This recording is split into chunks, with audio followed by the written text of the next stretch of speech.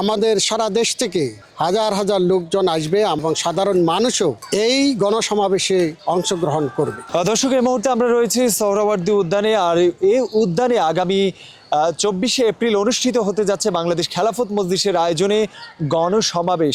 আর এই সমাবেশে থাকবেন আল্লামা মামুনুল হক সাহেব এবং বাংলাদেশ জামায়াতে ইসলামের আমির সহ অসংখ্য ওলামায়ে কেরাম।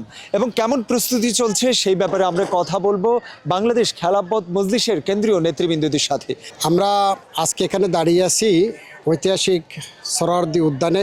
আগামী শুক্রবার বাদে জুমা বাংলাদেশ খেলাফত মজলিসের উদ্যোগে আয়োজিত গণভোটের রায় বাস্তবায়ন করার দাবিতে গণসমাবেশ অনুষ্ঠিত হবে। এই গণসমাবেশের স্টেজের কাজ চলছে। আমরা আজকে স্টেজ পরিদর্শন করার জন্য এখানে এসেছি।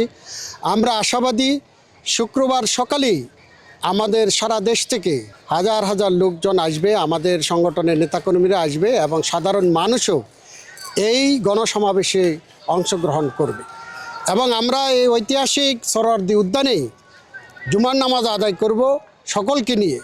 নামাজের পরে আমাদের গণসমাবেশের কাজ আরম্ভ হবে। আর এই সমাবেশে সভাপতিত্ব করছেন বাংলাদেশ খেলাফত মজলিসের মোহতারাম আমির আল্লামা মামুনুল হক সাহেব। বক্তব্য রাখবেন জাতীয় পর্যায়ের ওলামায়ে কেরাম এবং জাতীয় সংসদের বিরোধী দলীয় নেতা ডক্টর শফিকুর রহমান সাহেব বক্তব্য রাখবেন এবং বাংলাদেশ খেলাফত মজলিসের কেন্দ্রীয় নেতৃবৃন্দ বক্তব্য রাখবেন।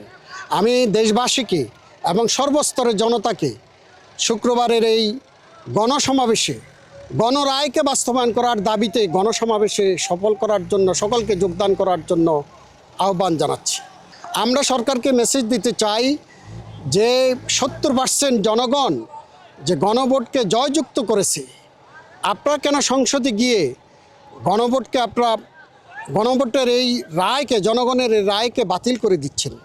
আমরা সরকারকে আহ্বান জানাচ্ছি যে 70% জনগণ যে রায় দিয়েছে এই রায়ের কার্যকারিতা করুন। তাহলে জনগণ আপনাদের প্রতি আস্থা রাখবে। না হলে জনগণও রাজপথে নামতে বাধ্য হবে, আমরাও নামব।